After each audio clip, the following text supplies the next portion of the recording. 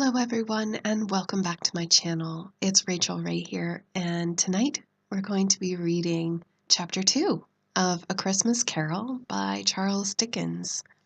If you haven't listened already, the first chapter is available and I'll put it up in the eye in the upper right hand corner of the screen now in case you haven't listened to it already. But this is chapter 2, so let's get started. Chapter 2. The first of the three spirits. When Scrooge awoke, it was so dark that, looking out of bed, he could scarcely distinguish the transparent window from the opaque walls of his chamber. He was endeavoring to pierce the darkness with his ferret eyes when the chimes of a neighboring church struck the 4 quarters. So he listened for the hour. To his great astonishment, the heavy bell went on from 6 to 7, and from 7 to 8, and regularly up to 12, then stopped. 12! It was past 2 when he went to bed. The clock was wrong. An icicle must have gotten into the works. 12! He touched the spring of his repeater to correct this most preposterous clock. Its rapid little pulse beat 12, and stopped. "Why, it isn't possible," said Scrooge, "that I can have slept the whole day and far into another night. It isn't possible that anything has happened to the sun, and that this is 12 at noon." The idea being an alarming one, he scrambled out of bed and groped his way to the window. He was obliged to rub the frost off with the sleeve of his dressing gown before he could see anything, and could see very little then. All he could make out was that it was still very foggy and extremely cold, and that there was no noise of people running to and fro and making a great stir, as there unquestionably would have been if night had beaten off bright day and taken possession of the world. This was a great relief because 3 days after sight of this first exchange, paid to Mr. Ebenezer Scrooge or his order, and so forth, would have become a mere United States security if there were no days to count by. Scrooge went to bed again and thought and thought and thought it over and over and over, and could make nothing of it. The more he thought, the more perplexed he was, and the more he endeavored not to think, the more he thought. Marley's ghost bothered him exceedingly. Every time he resolved within himself, after mature inquiry, that it was all a dream, his mind flew back again, like a strong spring released, to its first position and presented the same problem to be worked all through. Was it a dream or not? Scrooge lay in this state until the chime had gone 3 quarters more, when he remembered on the sudden that the ghost had warned him of a visitation when the bell tolled 1. He resolved to lie awake until the hour was past, and considering that he could go no more to sleep than to go to heaven, this was perhaps the wisest resolution in his power. The quarter was so long that he was more than once convinced he must have sunk into a doze unconsciously and missed the clock. At length it broke upon his listening ear. "Ding dong! A quarter past," said Scrooge, counting. "Ding dong! Half past," said Scrooge. "Ding dong! A quarter to it," said Scrooge. "Ding dong! The hour itself," said Scrooge, triumphantly, "and nothing else." He spoke before the hour bell sounded, which it now did with a deep, dull, hollow, melancholy 1. Light flashed upon the room upon the instant, and the curtains of his bed were drawn. The curtains of his bed were drawn aside, I tell you, by a hand. Not the curtains at his feet, nor the curtains at his back, but to those to which his face was addressed. The curtains of his bed were drawn aside, and Scrooge, starting up in a half-recumbent attitude, found himself face to face with the unearthly visitor who drew them, as close to it as I am now to you, and I am standing in the spirit at your elbow. It was a strange figure, like a child, yet not so like a child as like an old man, viewed through some supernatural medium, which gave him the appearance of having receded from the view, and being diminished to a child's proportions. Its hair, which hung about its neck and down its back, was white as if with age, and yet the face had not a wrinkle in it, and the tenderest bloom was on the skin. The arms were very long and muscular, the hands the same, as if its hold were of uncommon strength. Its legs and feet, most delicately formed, were, like those upper members, bare. It wore a tunic of the purest white, and round its waist was bound a lustrous belt, the sheen of which was beautiful. It held a branch of fresh green holly in its hand, and in singular contradiction of that wintry emblem, had its dress trimmed with summer flowers. But the strangest thing about it was that from the crown of its head there sprung a bright, clear jet of light, by which all this was visible, and which was doubtless the occasion of its using, in its duller moments, a great extinguisher for a cap, which it now held under its arm. Even this, though, when Scrooge looked at it with increasing steadiness, was not its strangest quality, for as its belt sparkled and glittered now in one part and now in another, and what was light one instant at another time was dark, so the figure itself fluctuated in its distinctness, being now a thing with one arm, now with one leg, now with 20 legs, now a pair of legs without a head, now a head without a body, of which dissolving parts no outline would be visible in the dense gloom wherein they melted away. And in the very wonder of this, it would be itself again, distinct and clear as ever. "Are you the spirit, sir, whose coming was foretold to me?" "I am." The voice was soft and gentle, singularly low, as if instead of being so close behind him, it were at a distance. "Who and what are you?" Scrooge demanded. "I am the ghost of Christmas past." "Long past?" inquired Scrooge, observant of its dwarfish stature. "No, your past." Perhaps Scrooge could not have told anybody why, if anybody could have asked him, but he had a special desire to see the spirit in his cap, and begged him to be covered. "What," exclaimed the ghost, "would you so soon put out, with worldly hands, the light I give? Is it not enough that you are one of those whose passions made this cap, and force me, through whole trains of years, to wear it low upon my brow?" Scrooge reverently disclaimed all intention to offend or any knowledge of having wilfully bonneted the spirit at any period of his life. He then made bold to inquire what business brought him there. "Why, your welfare," said the ghost. Scrooge expressed himself much obliged, but could not help thinking that a night of unbroken rest would have been more conducive to that end. The spirit must have heard him thinking, for it said immediately, "Your reclamation, then. Take heed." It put out its strong hand as it spoke, and clasped him gently by the arm. "Rise, and walk with me."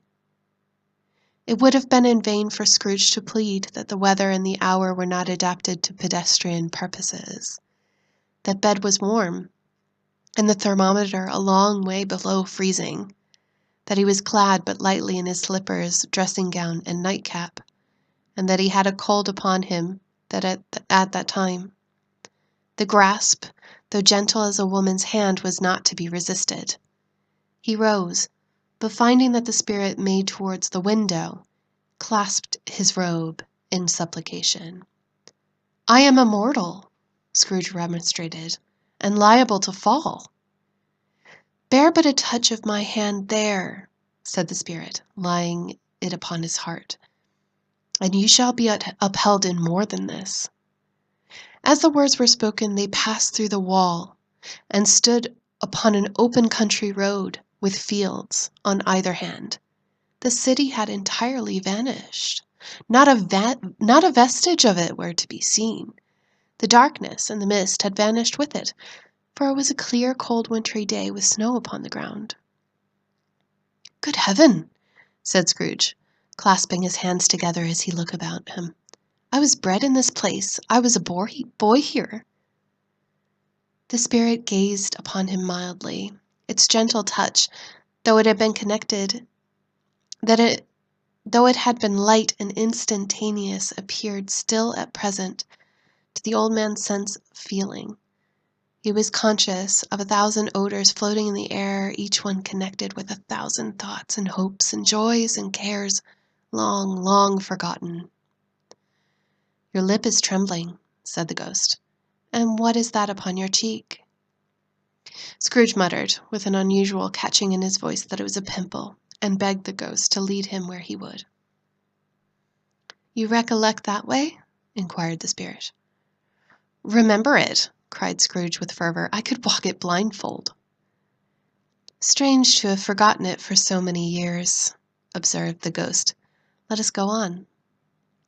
They walked along the road, Scrooge recognizing every gate and post and tree, until a little market town appeared in the distance, with its bridge, its church, and winding river. Some shaggy ponies now were seen trotting towards them with boys upon their backs, who called to other boys in country gigs and carts driven by farmers. All of these boys were in great spirits, and shouted to each other until the broad fields were so full of merry music that the crisp air laughed to hear it. "These are but shadows of things that have been," said the ghost. "They have no consciousness of us." The jocund travelers came on, and as they came, Scrooge knew and named every one of them. Why was he rejoiced beyond all bounds to see them? Why did his cold eye glisten and his heart leap up as they went past? Why was he filled with gladness when he heard them give each other Merry Christmas, as they parted at crossroads and byways for their several homes? What was Merry Christmas to Scrooge? Out upon Merry Christmas! What had it ever done to him? "The school is not quite deserted," said the ghost. "A solitary child, neglected by his friends, is left there still." Scrooge said he knew, and he sobbed. They left the high road, a well-remembered lane, and soon approached a mansion of dull red brick, with little weathercock-surmounted cupola on the roof and a bell hanging on it. It was a large house, but one of broken fortunes, for the spacious offices were little used. Their walls were damp and mossy, their windows broken, and their gates decayed. Fowls clucked and strutted in the stables, and the coach-houses and sheds were overrun with grass.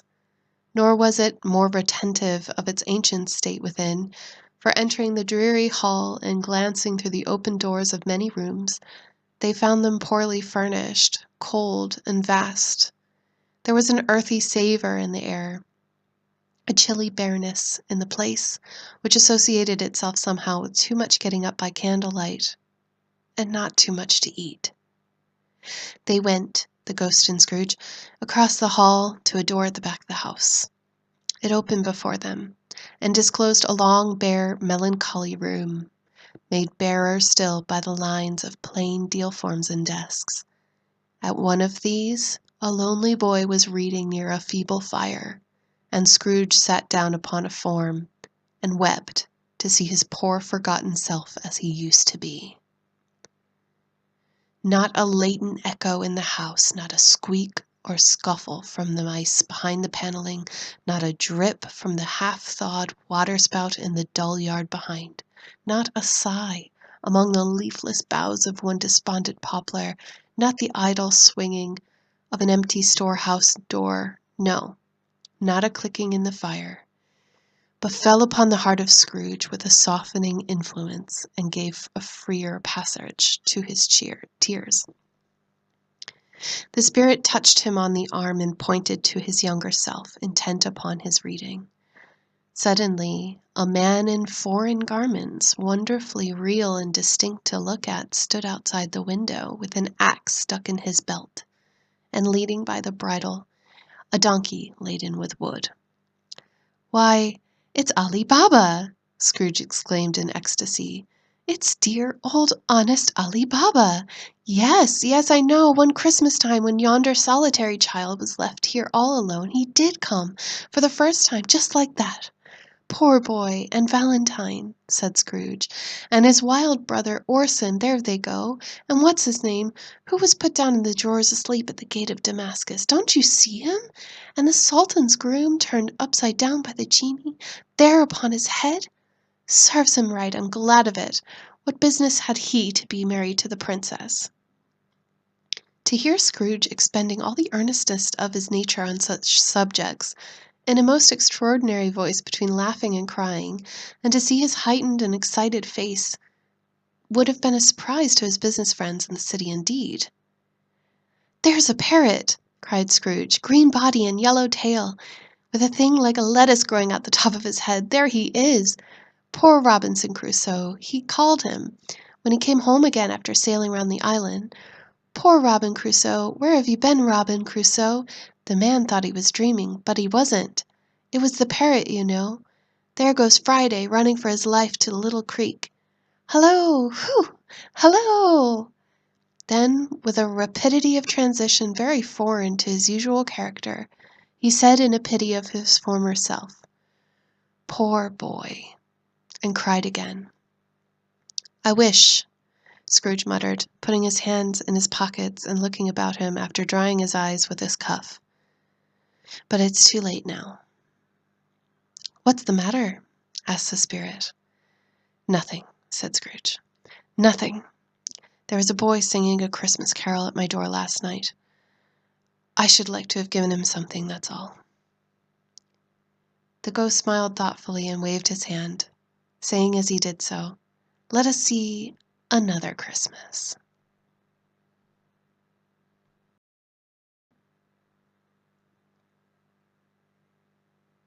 Scrooge's former self grew larger at the words, and the room became a little darker and more dirty.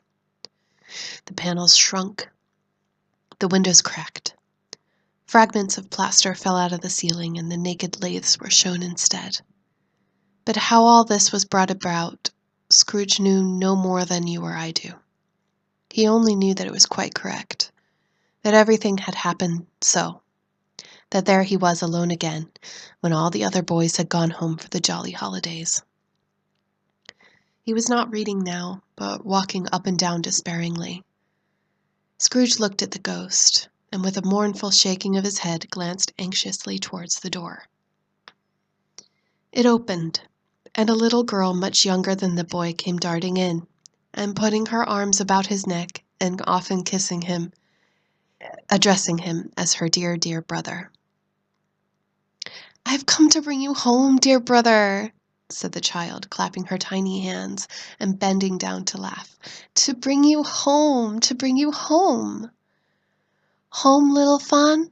returned the boy. "Yes," said the child, brimful of glee.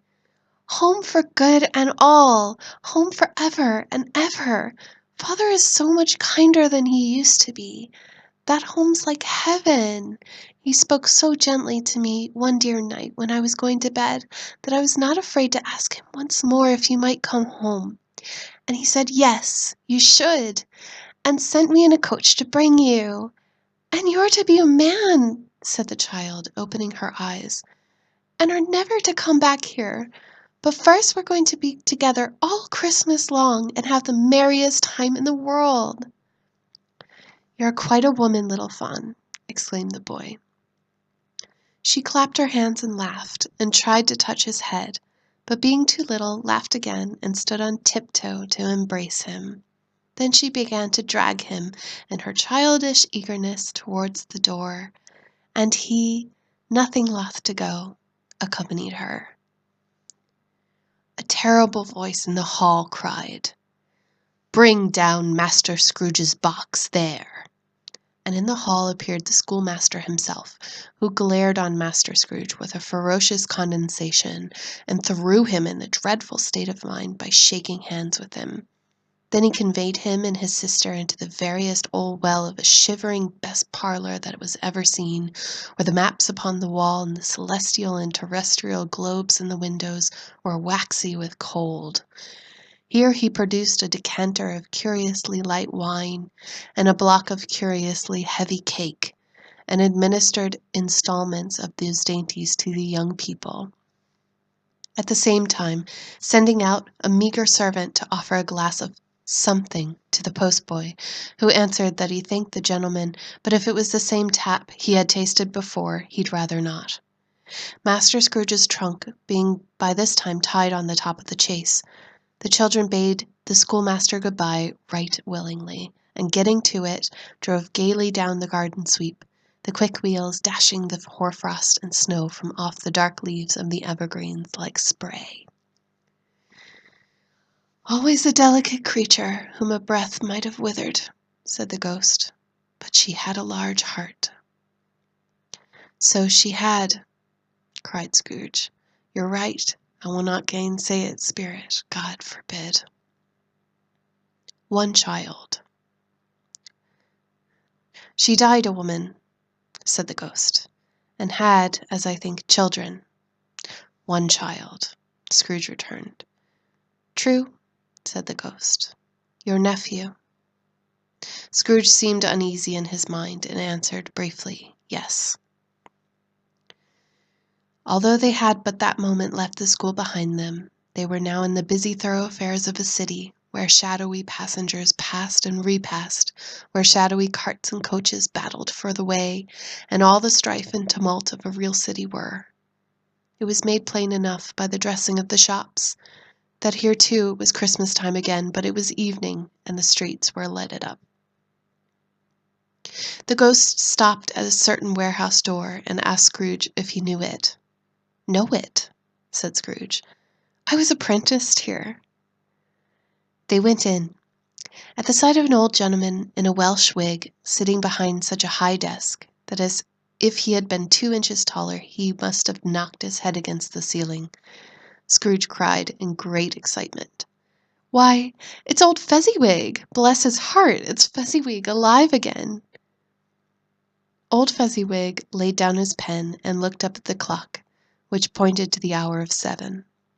He rubbed his hands, adjusted his capacious waistcoat, laughed all over himself, from his shoes to his organ of benevolence, and called out in a comfortable, oily, rich, fat, jovial voice, "Yo-ho, there, Ebenezer!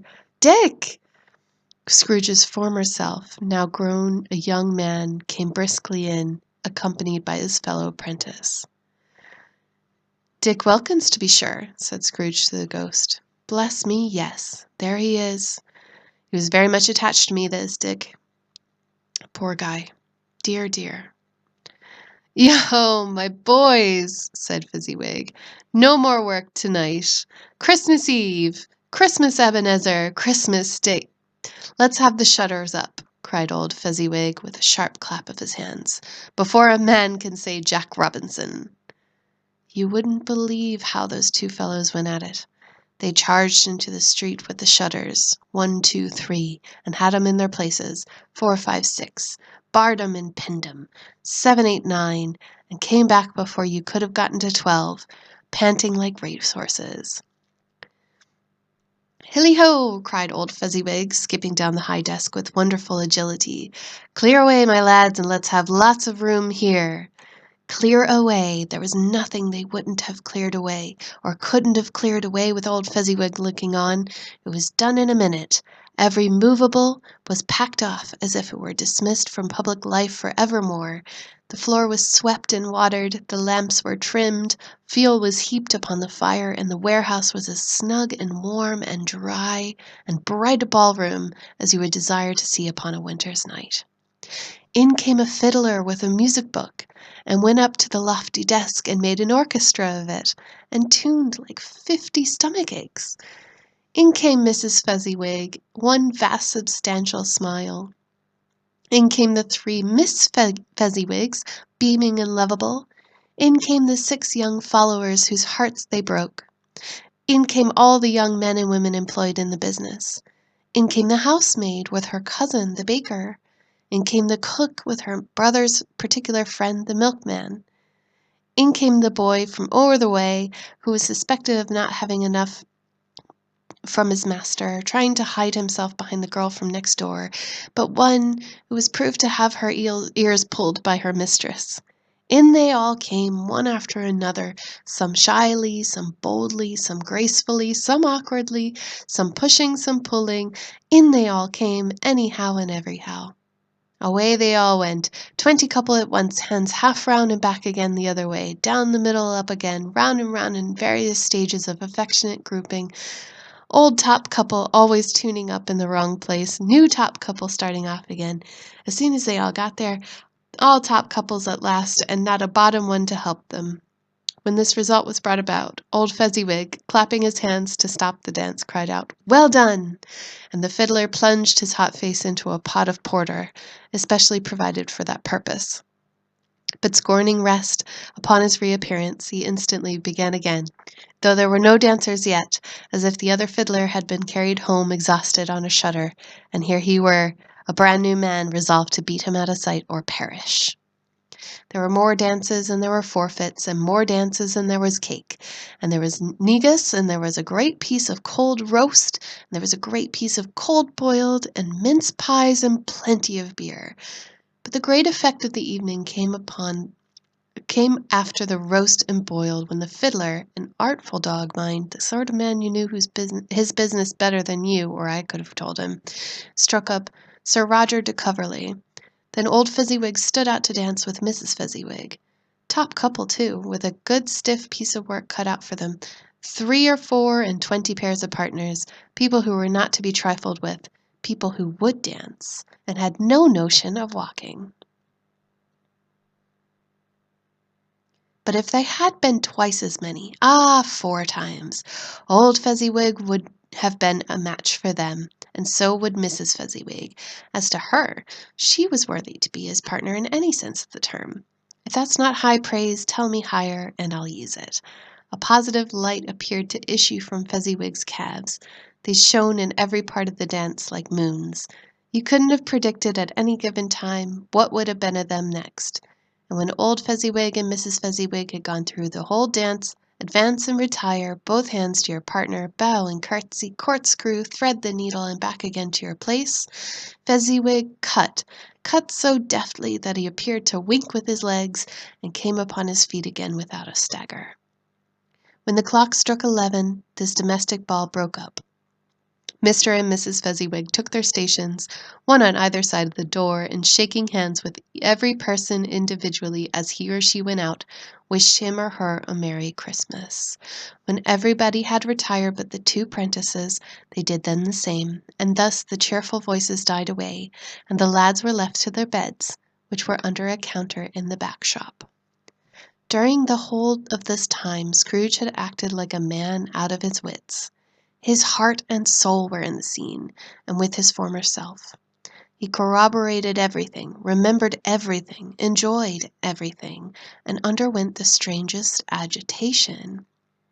It was not until now, when the bright faces of his former self and Dick were turned from them, that he remembered the ghost, and became conscious that it was looking full upon him, while the light upon its head burnt very clear. "A small matter," said the ghost, "to make these silly folks so full of gratitude." "Small," echoed Scrooge. The spirit signed to him to listen to the 2 prentices who were pouring out their hearts in praise of Fezziwig, and when he had done so, said, "Why, is it not?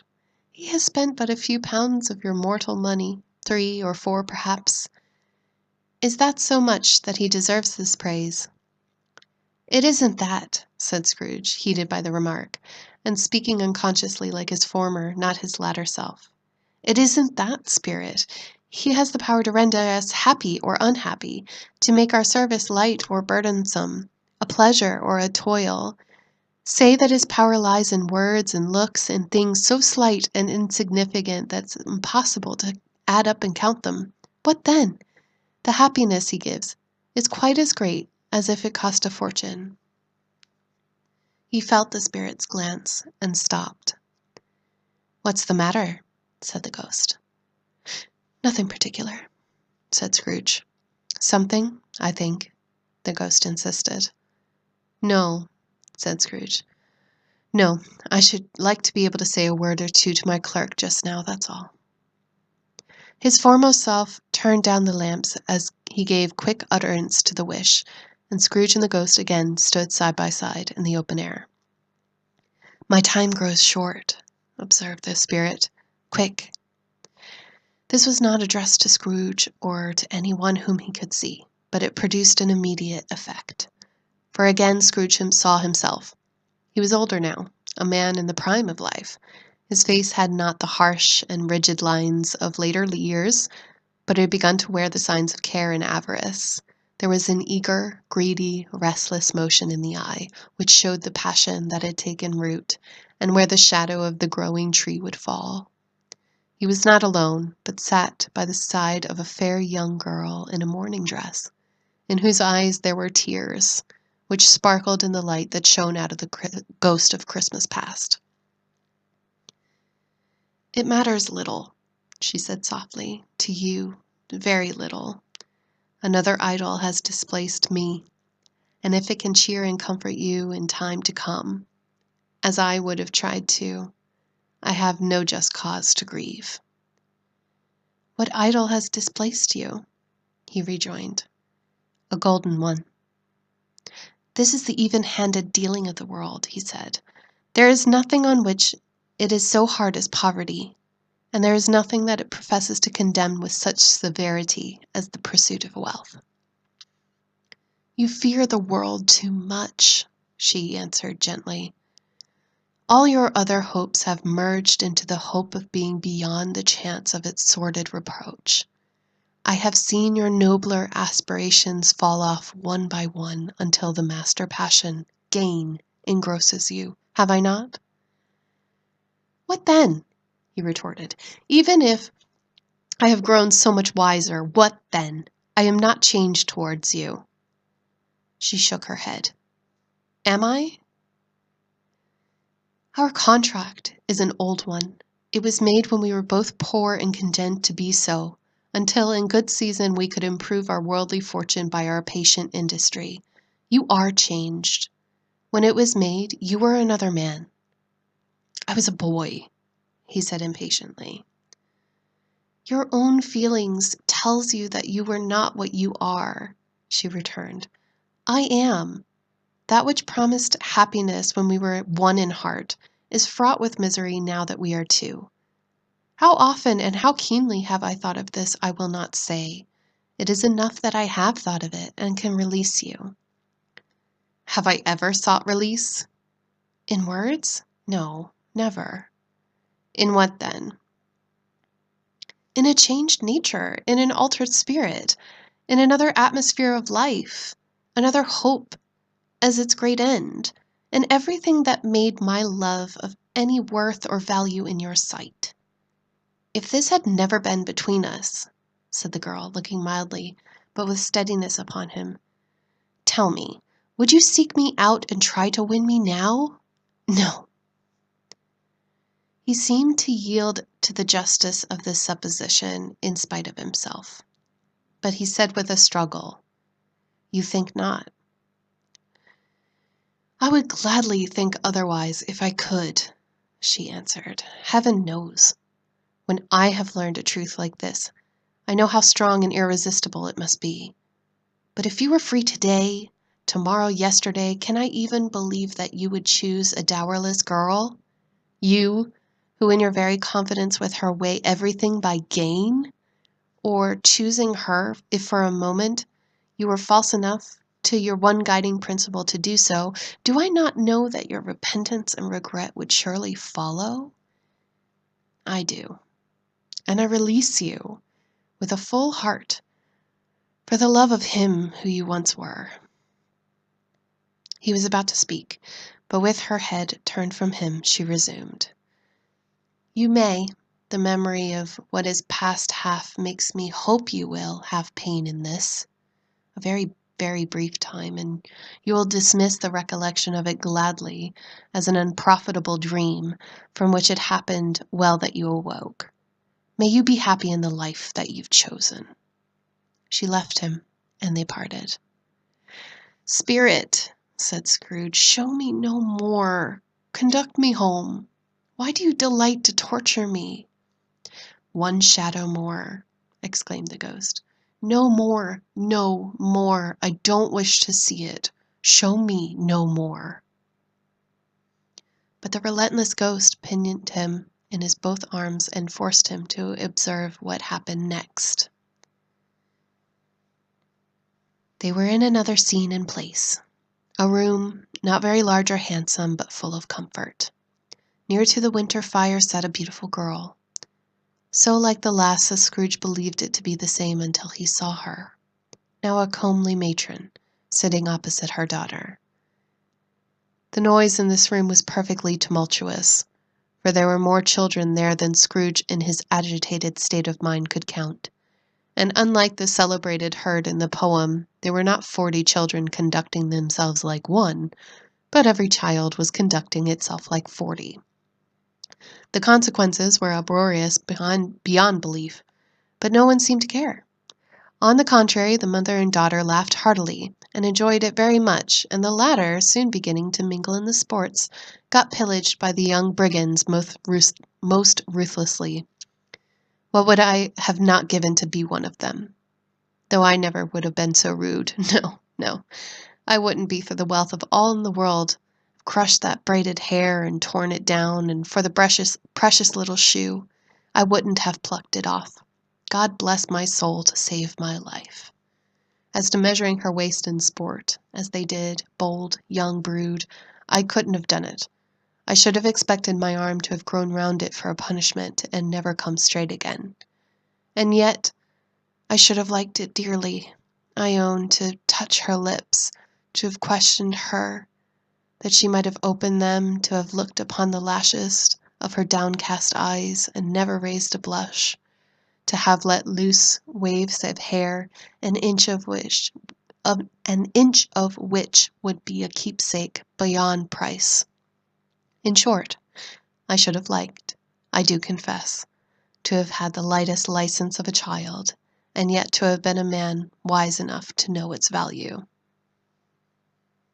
But now a knocking at the door was heard, and such a rush immediately ensued that she, with laughing face and plundered dress, was borne towards it in the center of a flushed and boisterous group, just in time to greet the father, who came home attended by a man laden with Christmas toys and presents. Then the shouting and the struggling and the onslaught that was made on the defenseless porter, scaling him with chairs for ladders to dive in his pockets, despoiling him of brown paper parcels, hold on tight by its cravat, hung him round his neck, pommel his back, and kick his legs in repressible affection. The shouts of wonder and delight with which the development of every package was received. The terrible announcement that the baby had been taken in on the act of putting a doll's frying pan into its mouth, and was more than suspected of having swallowed a fictitious turkey, glued on by a wooden platter. The immense relief of finding this a false alarm. The joy, the gratitude, and ecstasy, they are all indescribable alike. It is enough by degrees that the children and their emotions got out of the parlor, and by one stair at a time up to the top of the house, where they went to bed, and so subsided. And now Scrooge looked on more attentively than ever, when the master of the house, having his daughter leaning fondly on him, sat down with her and her mother at his own fireside, and when he thought that such another creature, quite as graceful and full of promise, might have called him father, and have been a springtime in the haggard winter of his life, his sight grew very dim indeed. "Belle," said the husband, turning to his wife with a smile, "I saw an old friend of yours this afternoon." "Who was it?" "Guess." "How can I? Don't I know?" she asked in the same breath, laughing as he laughed. "Mr. Scrooge." "Mr. Scrooge it was. I passed his office window, and as it was not shut up, and he had a candle inside, I could scarcely help seeing him. His partner dies upon the point of death, I hear, and there he sat alone, quite alone in the world, I do believe." "Spirit," said Scrooge in a broken voice, "remove me from this place." "I told you these were shadows of things that have been," said the ghost. "That they are what they are. Do not blame me." "Remove me!" Scrooge exclaimed. "I cannot bear it." He turned upon the ghost, and seeing that it looked upon him with a face in which, in some strange way, there were fragments of all the faces it had shown him, wrestled with it. "Leave me! Take me back! Haunt me no longer!" In the struggle, if that can be called a struggle in which a ghost with no visible resistance in its own part was undisturbed by any effort of its adversary, Scrooge observed that its light was burning high and bright, and dimly connected, that with its influence over him, he seized the extinguisher cap, and by a sudden action pressed it down upon its head. The spirit dropped beneath it, so that the extinguisher covered its whole form. But though Scrooge pressed it down with all his force, he could not hide the light, which streamed from under it in an unbroken flood upon the ground. He was conscious of being exhausted and overcome by an irresistible drowsiness, and further, of being in his own bedroom. He gave the cap a parting squeeze, in which his hand relaxed, and had barely time to reel to bed before he sank into a heavy sleep. That's the end of Chapter 2. Join me tomorrow for Chapter 3. Thank you so much for listening and watching this video, and I will see you all very soon. Take care, guys. Bye!